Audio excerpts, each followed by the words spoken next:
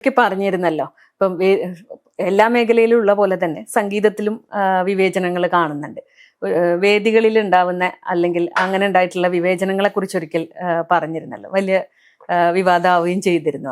മ്യൂസിക്കിന് തന്നെ പൊതുവെ എന്താ പറയാ, മൂവീസിൽ ഇമ്പോർട്ടൻസ് ഇല്ലാത്തൊരു കാലത്ത് അതൊന്നും ഇപ്പം ഇറെലവന്റ് ആണ്, മനസ്സിലായോ? അന്നത്തെ കാലത്ത് ഓഫ് കോഴ്സ് പലപ്പോഴും ഒരു നോർത്ത് ഇന്ത്യൻ എന്താ പറയാ ഫേവർ കുറെ കൂടി ഉണ്ടായിരുന്നു എന്നുള്ളൊരു കാര്യം ഞാൻ പറഞ്ഞിരുന്നു അന്ന്.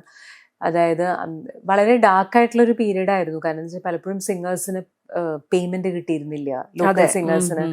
അപ്പൊ ഞാൻ അതിനെയൊക്കെ പ്രൊട്ടസ്റ്റ് ചെയ്തിട്ടാണ് പറഞ്ഞത്.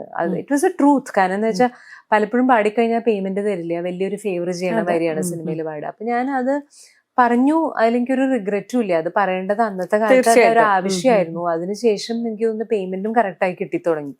അതൊരു നമ്മള് തന്നെ നമ്മുടെ പ്രൊഫഷൻ എന്ന് പറയുന്ന ഒരു ഡോക്ടറും ടീച്ചറും മാതിരിയാണല്ലോ. നമ്മള് അവേഴ്സ് ഇതിനു വേണ്ടി ഇൻവെസ്റ്റ് ചെയ്യുമ്പോൾ അതിനുള്ള ഫീ നമുക്ക് കിട്ടണല്ലോ, സിനിമയായാലും എന്തായാലും.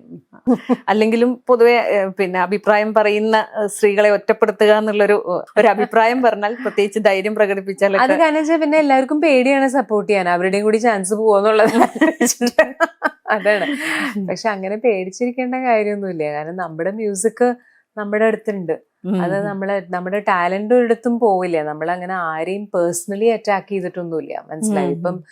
ഇപ്പൊ എനിക്കിപ്പം 49 ആയി എൻ്റെ വയസ്സ്. ഒന്ന് ആലോചിച്ച് നോക്ക്. ഈ ഒരു പ്രായത്തിലും എന്താ പറയാ, ഞാൻ വളരെ ആക്റ്റീവാണ് മ്യൂസിക്കിൽ. എല്ലായിടത്തും ഞാൻ all over the world perform ചെയ്യുന്നു. ഈ മാസം എനിക്ക് ഡൽഹിയിൽ ഷോ ഉണ്ട്, ധർമ്മശാലയിൽ ഷോ ഉണ്ട്, നാഷണൽ ലെവലിൽ ഞാൻ പെർഫോം ചെയ്യുന്നു.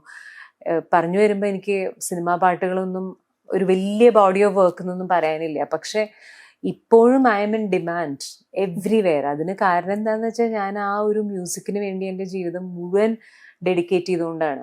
എൻ്റെ ടാലന്റ് എപ്പോഴും ഉണ്ടാവും. ദൈവം അനുഗ്രഹിച്ച ശബ്ദത്തിനൊന്നും പറ്റിയില്ലെങ്കിൽ എൻ്റെ ടാലന്റ് എപ്പോഴും എൻ്റെ ഒപ്പം ഉണ്ടാവും.